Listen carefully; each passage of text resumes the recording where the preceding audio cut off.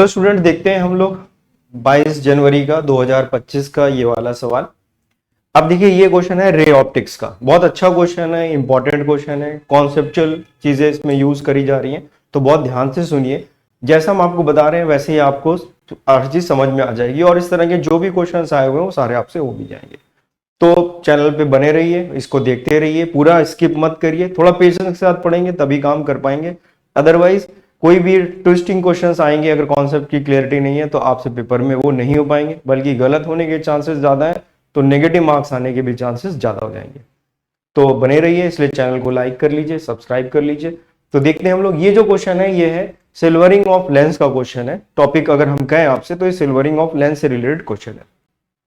तो इसमें यहां पर क्या कर रहे हैं, यहां पर अगर आप देखें तो इस केस में हम लोग ने क्या करा है, एक ये लेंस है हमारे पास, कॉन्वेक्स लेंस है, और उसको यहाँ पर सिल्वरिंग कर दिए, एक साइड इसकी सिल्वरिंग कर दी है। जब इस तरह का कोई क्वेश्चन होता है तो हम लोग क्या करते हैं, इसको ब्रेक कर लेते हैं। हम कह देंगे यहाँ पर आप एक लेंस को आप अलग तरह से ट्रीट कर लीजिए, और ये जो पार्ट है जिसको आपने मिरर की तरह यूज करा है उसको आप अलग कर दीजिए और ये मिरर बना दीजिए। तो इसकी फोकल लेंथ हम मिरर के लिए लिख लेंगे, इसकी फोकल लेंथ हम लेंस के लिए लिख लेंगे। ठीक है, याद रखिए साइन कन्वेंशन वगैरह सब यूज करना पड़ता है, इसलिए कोई भी गलती आप इसमें मत करिए, वरना आपका आंसर मैच नहीं होगा या कोई गलत आंसर मैच हो जाएगा। तो पहला कॉन्सेप्ट तो यही है कि इस तरह से आप इसको ब्रेक कर लीजिए। अब आप बताइए ये कैसा लेंस है हमारे पास, ये जो मिरर है, सॉरी ये मिरर जो है ये कॉनकेव मिरर की तरह ट्रीट हो रहा है। ये कॉनकेव मिरर की तरह ट्रीट कर रहा है तो इसकी फोकल लेंथ कितनी हो जाएगी, इसकी फोकल लेंथ हो जाएगी -r/2। ये हमें मालूम है कि मिरर है तो रेडियस ऑफ कर्वेचर इसका r है, और ये कॉनकेव की तरह है इसलिए -r/2 रखना पड़ेगा। कितना समझ में आ गया? साइन कन्वेंशन इक्वली इंपॉर्टेंट है, माइनस ही रखना पड़ेगा, अगर आप यहाँ प्लस रख दोगे तो कोई आंसर और मैच कर जाएगा। और ये हमारे पास लेंस है, तो इसकी वैल्यू अगर हम लोग देखें तो 1/fl equal to μ-1 refractive index 1/r1 -1/r2 लगा दीजिए। तो बताइए इस साइड ये वाला जो लेंस है, इस साइड जो है ये पॉजिटिव है और इस साइड के लिए नेगेटिव है, तो ये वैल्यू आ जाएगी 1/fl इक्वल टू μ-1, ये वैल्यू हो जाएगी 1/r माइनस, और ये भी माइनस लिखेंगे तो माइनस माइनस प्लस हो जाएगा, तो ये वैल्यू आ गई हमारे पास 2/2 टाइम्स ऑफ μ-1/r। तो ये हमारे पास फोकल लेंथ आ गई, किसकी? लेंस की आ गई, और ये फोकल लेंथ आ गई मिरर की। लेंस क्योंकि कॉन्वेक्स है इसलिए ये वैल्यू देखिए पॉजिटिव ही आएगी, कोई दिक्कत नहीं आएगी। ठीक है ना।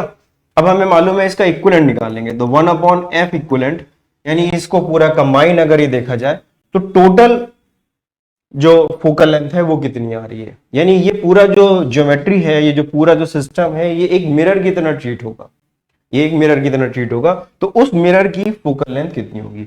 तो उसका लिए हम लोग लिखते हैं 1/f equivalent is equal to 2 times of fl minus 1/fm। ये फॉर्मूले का हम लोग यूज करते हैं। ये कैसे आता है, ये हम लोग लेंस मेकर फॉर्मूला लगा के सब सॉल्व करते हैं, तो इस तरह से ये फॉर्मूला जाता है, और ये स्टैंडर्ड फॉर्मूला है, हम लोग को याद होना चाहिए, खासतौर से मेंस के लिए तो याद ही होना चाहिए, वरना पेपर छूट जाएगा। तो ये वैल्यू हम लोग बस इस पे यहाँ पे पुट कर देंगे और फिर देखते हैं कि हमारा क्या आंसर आ जाता है। तो इसको जब हम लोग सॉल्व कर लेते हैं, तो इसको वैल्यू जब हम लोग सॉल्व करेंगे तो 1/f equivalent equal to 2 times of fl। तो fl की वैल्यू देखिए ये लिखी हुई है 1/fl, that is 2 times of μ-1/r, और ये वैल्यू लिखी माइनस, ये कितने हो जाएगी -r/2, तो ये ऊपर चला गया, तो ये माइनस माइनस प्लस हो गया। इसको आप सॉल्व करेंगे तो 1/f इक्विवेलेंट की वैल्यू कितनी हो गई, ये r आपने यहाँ लिख लिया, ये वैल्यू हो गई 4μ, ये -2 और ये +2, तो -2 आ गई। तो ये हमारे पास f इक्विवेलेंट आ गया, तो you will get f equivalent will be equal to r/2, बाहर कर दीजिए μ-2μ-1। ये हमारे पास अभी f इक्विवेलेंट आया, याद रखिए अभी आंसर नहीं आया, ये अभी केवल ये 1/f इक्विवेलेंट, यानी ये जो पूरी ज्योमेट्री है, इसका मतलब है ये जो ज्योमेट्री है, ये जो ज्योमेट्री है इसकी फोकल लेंथ हमने निकाल ली, जो एक मिरर की तरह ट्रीट हो रहा है।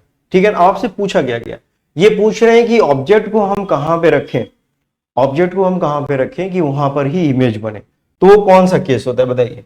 अगर कोई ये हमारे पास मिरर है, अगर ये कॉनकेव मिरर है अगर, तो हमें मालूम है कि अगर ऑब्जेक्ट को आप 2r डिस्टेंस पे रखें यहां पर, तो इसी जगह पर इसकी इमेज भी फॉर्म हो जाती है।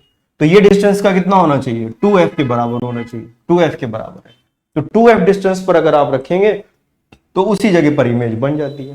ठीक है ना, तो ये दूरी एक्चुअली में होती है, तो हमें ये 2f की वैल्यू यहां से पता करनी है।